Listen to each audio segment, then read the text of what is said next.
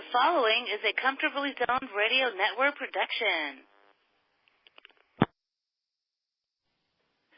I'm Ralph Tyko with the Comfortably Zoned Radio Network, and I have the privilege of presenting the first episode of St. Louis Cardinals baseball, past, present, and future, on the Comfortably Zoned Radio Network. And I'd like to introduce the host. He is Gene Hutmaker. Hello, Gene. How are you? I'm glad to be here. Oh, you're an avid St. Louis Cardinal fan and a baseball fan all around. Let's get to know you a little bit. For those of you who are unfamiliar with your voice on the Comfortably Zoned Radio Network, you're involved with a number of our programs. And I think this is a venture that is going to go very, very far. We needed to cover a team with the illustrious history of the Cardinals, and you're just the guy. So to find out what I already know about your passion, let's give the audience a chance to go way back to when you were a kid and when you first fell in love with the St. Louis Cardinals. Where'd the passion come from, Gene? Okay, well, in 1953, there was really no color TV, and the only way you saw color pictures of baseball players was with baseball cards. And when you're 8 years old, you get enamored by, I did anyway, what would be more colorful than two red birds on a bat.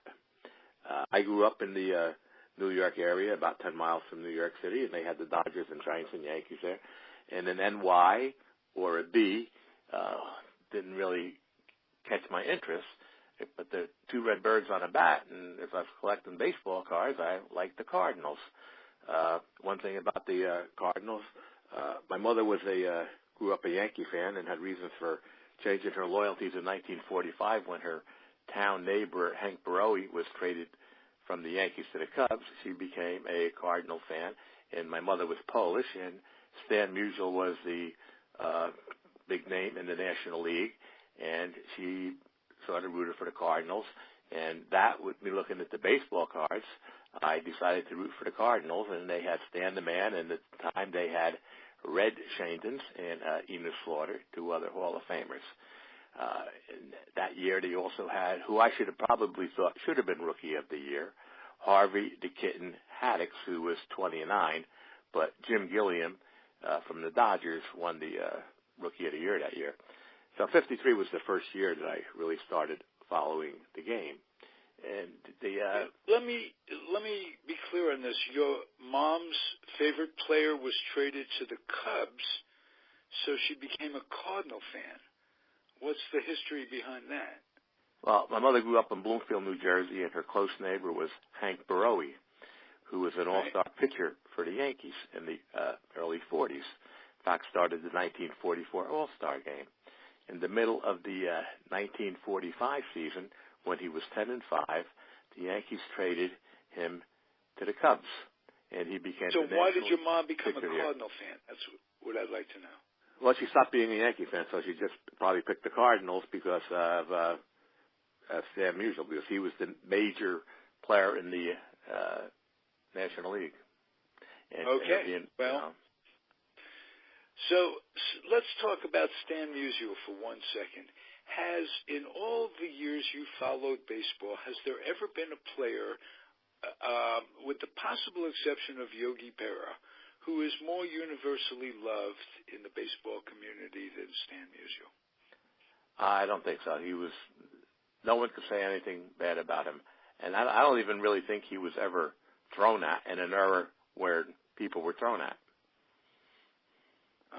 That's interesting. Yeah, I guess he was just loved by the opposing pitchers, and if you can achieve that in your lifetime, have the respect of opposing pitchers enough that they won't even bother to throw at you. I don't remember Musial being, or I don't remember Ted Williams being thrown at, for that matter. Maybe they didn't want to anger them. Right. They had no trouble doing that with Willie Mays. They throw at Mays, and he'd come up ready to hit. A lot of guys like that. Frank Robinson was notorious. Yeah, you just couldn't back him off the plate, and that's the secret of a good hitter. He can dig in there and own both sides of the plate and not respond when you are knocked down. And some other guys, you knock them down, and you're going to get them off. Roy Campanella used to call it jelly feet. Right. Where, you just couldn't keep that front foot solid. You had it in the back of your mind they were going to throw at you.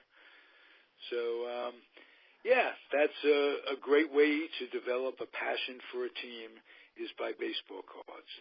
No question about that. You speak of that 53 team. The reason I was attracted to that team, I didn't become a Cardinal fan. I really should have, looking back, right? The first team I ever rooted for. Looking back, the Cardinals, notwithstanding a few years in the 50s, in the late 50s, have always, in my lifetime, been competitive. Very, very solid franchise. That's the best thing you can say about them. You never went through years and years like we go through with the Mets and countless other teams. I'm complaining about the Mets. What if I were a Cub fan? They didn't win and the Red Sox didn't win for all those years. But the Cardinals were solid in virtually every decade, against, with the exception of the late 50s. But I happen to be of half Polish descent, and the Cardinals on 53 had both Rip Ripolski and Ray Jablonski. And I was born a Tikaczynski. So I thought that was very, very interesting, and I still remember their baseball cards. And Steve Bilko was also Polish. Oh, really? 53 team. Okay. And I don't know about Joe Presco. Joe Presco might have been, and they had a lot of Polish power on that team. Well, Stash, and they didn't call him Stan. Everybody called him Stash. My mother always called him, like she would say, "What does Stash do today?" Okay, right. Stash, not Stash, but Stash, with a little respect for the man. And my mother's name was Stella, which was Stasha in Polish. So that was another. Really? I didn't know that. I didn't know where that nickname Stash even came from, but very interesting. One thing in 1953, which was pretty interesting, on the subway, as you know, being from Brooklyn, that players were very accessible. I'm on the subway. We're going to the giant Cardinal game, and I have a Cardinal hat on, a Stan Musial button, and who comes over? Vinegar Ben Mizell, Dick Sisler, and I think some coach named Anderson. They come over and they start talking to me on the subway because they were in New York, and there's a guy attired in Cardinal stuff, and they started talking.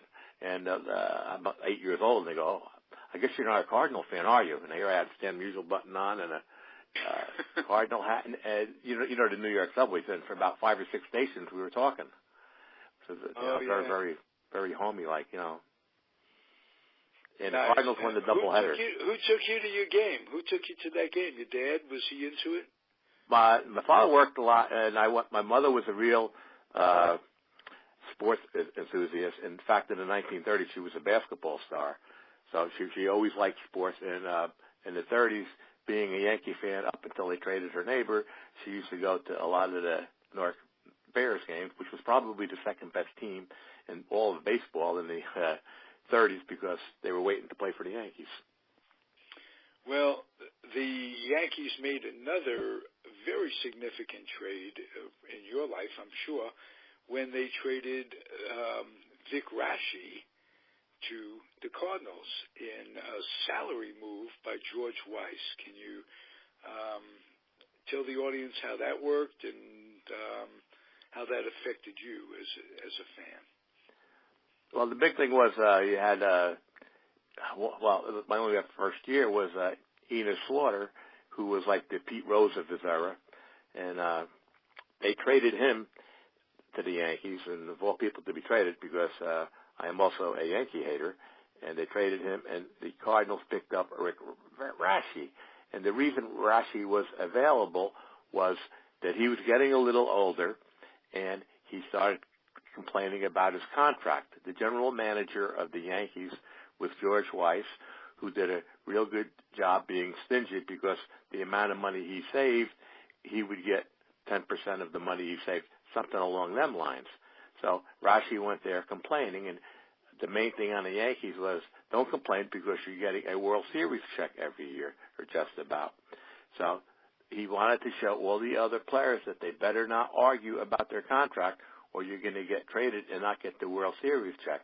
And also the Yankees had Bob Grimm waiting in the minors, and after they traded Raschi, Grimm came up and won 20 games in 1954. And quickly got hurt after that, so I don't know if that's karma or whatever, but there were a few players the Yankees brought up, pitchers. Bob Grimm got hurt, Johnny Cooks got hurt, Byrne got hurt over the years. That crippled. Yet they won with a great offensive machine, and that was very typical of the way folks dealt with folks in power in those days. The owners, GMs, dealt with players, and it wasn't just the Yankees. It was Branch Rickey. George Weiss had, yes, a little piece of the action. The more money he saved on contracts, that would go directly into his pocket. He had a budget. Anything under that budget, he'd get the difference. Anything over that budget, Branch Rickey worked the same way. These people owned the players because of the reserve clause and because of the way things were in those days. You were indentured. I can't say you were a slave. But if a player didn't have the right to choose the town he lived in, where he was going to play, this, that, and the other thing, which minor league system to be in that would guarantee him quicker to the majors. In those days, they'd take a player and put him in the minors, and he'd be in back of a superstar. They wouldn't trade him away. He'd spend his whole career backing somebody up. A good example of that was he didn't spend his whole career, but the late Hank Sauer was in the Yankee system when Lou Gehrig was the first baseman. You're not going to move up very fast under circumstances like that. And it took him a long time to get out of that indentured situation where somebody else is controlling your fate 100%. And ironically, the man who changed all that and yet wasn't rewarded or in his lifetime at all financially for doing that was a St. Louis Cardinal who started out as a Chicago Cub, and that's Lou Brock.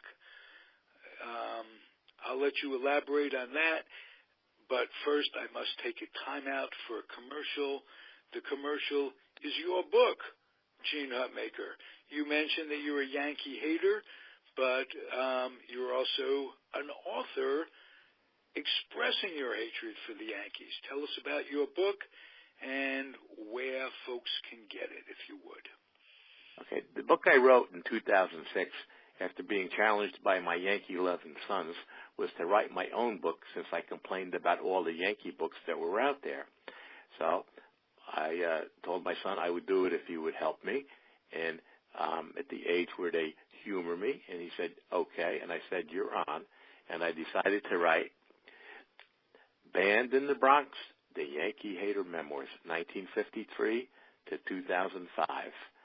You could email me at GeneHut, GeneHut at hotmail.com, or you could get it at Amazon, and they have some 5-star reviews on their site. We were talking about George Weiss. The reason my father became a Yankee hater was he grew up a Yankee fan with Gehrig and Ruth, and to make ends meet during the Depression, he was a caddy at the Montclair Country Club. Well, he used to caddy at times for George Weiss. Well, George Weiss in 1957 tried to cut Mickey Mantle's salary when he was the most valuable player in the American League because his stats weren't as good as they were the previous year when he was the most valuable player. Well, George Weiss in the 1930s also tipped his caddies the same way. So my father changed his loyalties over to the New York Giants with Mel Ott and Carl Hubble. And that's one reason why my dad became a Yankee hater. So, but the book is, well... Was he alive when you wrote the book? Was your dad alive when he wrote the book? Now when it was published, when I was writing it, I was going over some of this stuff, and he was telling me. He was 90 at the time. So you got to share a lot of his insights in the book. That's really nice. Anything you put in the book that you wish you hadn't, and anything you didn't put in the book that you wish you had? There was a few stories that I left out, but nothing really bad. And I had my son was a reluctant co-author because he's a Yankee lover. He was there to take things out that I might be too outlandish with. I am a liberal type Yankee hater or a realist because I think Derek Jeter was a great ball player. Gehrig and Ruth was the best of all time, and I am for a big baseball Hall of Fame. And if I had a vote, I'd probably vote for Mattingly, Munson, and Guidry for the Hall of Fame if I was a voter. So I'm not, even Musina, I'm not a Yankee hater to the point where I'm not going to respect what they did while they were playing. I respect that you can be objective. Very, very appreciated on these airwaves because you have opinions. I happen to disagree with you on off the top of my head. I don't think because of his injury, his back injury, Mattingly is a Hall of Famer. I like Guidry. Guidry was dominated. You can make a case for Guidry. And you can make a case for Guidry not being in. These are borderline players. Of all the players, I'll ask you, that are not in the Hall of Fame, what is the biggest misjustice? Of everyone, who is your obvious should be there, and you can't understand why the voters over the years, however many times this system has changed, neglected to vote your guy in? Who would that be? Well, my main guy is, and he was my idol when I was 10 years old, was Kenny Boyer. And in fact, a lot of people think he's in that don't really know that much. They think he's in. But Kenny Boyer is definitely the top guy for me. Then Hodges and Minoso. Okay, let's talk Kenny Boyer first. Ron Santo is in and Kenny Boyer isn't. And I'm not trying to take anything away from Ron Santo. Maybe I am, because I think that his broadcasting and the tragic loss of his leg, he had diabetes, and he got a lot of sympathy that way, rightfully so, of course. But I think over the years, when I grew up just a year or so behind you, and I was a National League fan, and I'd make all-star teams up in my head. Matthews was the best third baseman in the National League over those years, and Boyer was the second best. Pure and simple. I don't see, year after year, if you look at who started in all-star games, who got more time, who made more all-star games, Kenny Boyer was the guy. Does he belong in the Hall of Fame? Well, again, that's one of those on the cusp guys that made it, that hasn't yet made it and probably won't for a while, given the enamoration with home runs now and how, a 500 career home run hitter is just looked at he hit 500 home runs. It's just not, it's a different world of comparing. So, but I would say you have an excellent point. If Santo is in, so should Boyer. Do you agree with that? That's pretty much a consensus that Santo and Boyer are pretty much alike. It was sort of like with Trammell and Larkin. People used to complain about Trammell not being in because Larkin was in. Right. Should Whitaker be in, given that Trammell's in, and given that they're almost a duo in the minds of fans, given that they played as a Keystone combo for so many years? I think they broke all records in the American League. I don't think I would vote for I'd probably prefer Frank White over Whitaker. Yeah, Frank White came out, the one guy who came out of the baseball academy in Kansas City, run by Sid Thrift back in the day. Yeah, I remember that. And Sid's son was an acquaintance of mine in the minors when I was the Topps baseball card rep. And I've had Jim Thrift on the show a number of times, and that's been cool. So I love podcast radio, and you do too, Gene. You get to vent and talk. Let's do a little segue. The name of the show is St. Louis Cardinals Baseball, Past, Present, and Future. We talked a little bit about the past. We're going to, over the weeks and months to come, we're going to talk about the Cardinals from top to bottom, the Gas House gang and all of that. They've got a storied history. And as a matter of fact, your guy, Enos Slaughter, and Stan Musial transcended those days of the Gas House gang and played in the era that we got to watch these guys. That's the beauty of baseball right there, is that we got to watch guys who played with guys who played with guys. It goes back to the 1800s.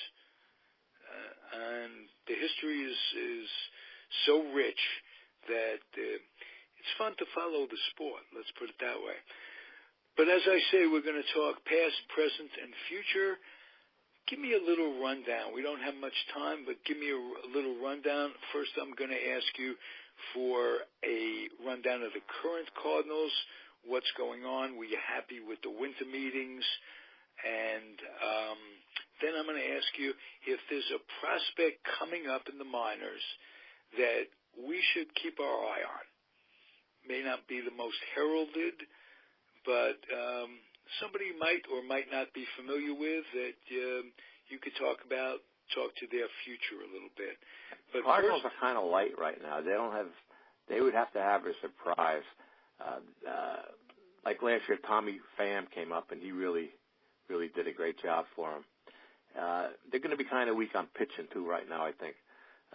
They need Weaver to come through, and Wainwright, even though he was 12-5, he had a higher run average. Their offense should be decent. But, they were in the Stanton sweep, they being the Yankee hater, and I was hoping that the Cardinals would get him because traditionally St. Louis is supposed to be one of the best places to play for a player with the way the fans are and just the whole thing about playing in St. Louis. They all seem to love it there. But speak for a second to the Miami situation, how tragic that is. And this isn't the first time this has happened to this team. They've been decimated before. And I equate it to the A's situation and struggling teams all over that are forced either by payroll, lack of attendance, ballparks being insufficient to draw players. I think it's tragic that Stanton goes in the prime of his career anywhere, especially to the Yankees, because it's always been the tradition the Yankees go out and get anybody they want. And but that notwithstanding, it's a sad day for baseball when a player is forced to leave where he grew up in the Miami organization. I mean, came up with his fellow players. They played minor league ball together. It's tough. Not that he's not going to be well rewarded financially. Well, that's what the Pirates are looking to get rid of Garrett Cole and possibly McCutchen and try and go the route with the Houston Astros and get prospects. And the way Houston did, they lucked out with all of their players coming through in a big way. Right. With and they also put together. Yes. They put together a double play combination that's incredible. They're young, Correa and Altuve. They're terrific, and that helps. Being strong up the middle never quits. Speak to Curt Flood a little bit. I want to get back to that, and if you don't mind, and about the reserve clause and what he went through. Well, I was probably like most fans in the country when he referred to him as a slave, because people were saying a $90,000 slave, and most people are making like $10,000 working hard on their jobs. I worked for the U.S. Postal Service for 42 years, so a lot of people there were, how can this guy be complaining making $90,000? And the one thing about Flood that I give him credit for, he gave up a potential Hall of Fame career. He would have been borderline. But the one thing about Curt Flood people don't realize, only him and Roberto Clemente in the National League batted over 300 5 of the 6 years of that enlarged strike zone. People were winning the batting. 3 or 4 guys were hitting 300. In 5 of the 6 years, Curt Flood batted over 300. So he was a very good hitter and tremendous outfielder. Of course, he flipped in the on the turf on the 1968 World Series, which probably cost the Cardinals that game. Well, they weren't hitting Lolich anyway. But that set his rep back a little. That set his reputation back a little. But you're right. He was, next to Willie, the best center fielder in the National League at that time. And they had many. They had guys like Vader Pinson, Billy Bruton in that league. So, yeah, he was a terrific ball player. Hall of Famer, again, one of those guys right on the board. Well, he was only 31 when he made that decision. So he still had years left. And he batted like over 290 lifetime. That's true. The one other guy I'd like you to talk to as our time runs out is a guy who came from the Yankees in much the same way that the Raschi did, and that was Roger Maris. And speak to what a difference he made in that 64 team, and I think he was around in 68 as well, if I'm not mistaken. Yes. Well, it's kind of ironic, but Charlie Smith, who's kind of an unheard ball player, he was traded for Ken Boyer, and then he wound up being traded for Roger Maris, which is kind of ironic because he was only Charlie Smith. But supposedly Maris was getting ready to quit because he had a lot of problems with the Yankees, and they had the busted up wrist that they covered up. And since he loved playing in Kansas City, trading to St. Louis really made him happy. And then he was supposed to be getting a Budweiser franchise from the owner, August Busch. So going to St. Louis was a win-win for him. In fact, he became a Jolly Roger when he went to St. Louis. And even though he didn't change his hit personality dramatically. He had a smile on his face, which is something you never see in pictures of him as a Yankee. Yeah, I've never really seen him happy. And don't remember him happy. He'd be losing his hair, and the pressure of the home run race, and the whole Ruth thing, and all of that got to him a lot. He had a great 1967 World Series. He hit like 379 or something in the World Series in '67, beating the Red Sox. I think I said 68. I meant 67. 68. He was when they lost to Detroit. Oh, he was with them. He won two pennants and they won World Series. Whoa. That didn't realize that. Put a feather in that man's cap, ladies and gentlemen, and a feather in Gene Hutmaker's cap. First edition of St. Louis Cardinals baseball, past, present, future. Comfortably Zoned Radio Network. Gene, was it fun? Yes, it was. Really enjoyed it. All right. All the time talking about Cardinals. Then I'm the man for you, because I'll be your George Fenneman. I'll be George Fenneman to your Groucho Marx. Say the magic word and win $50. That's the most ridiculous thing I ever heard. You heard it here, ladies and gentlemen. Pure corn, perhaps, but it's a Midwestern corn.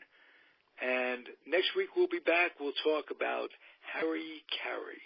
How about that? Thank you, Gene. Great first effort. Thank you so much. All right. If you're listening out there and enjoying any of our broadcasts, keep doing it. Adios, everybody. Okay.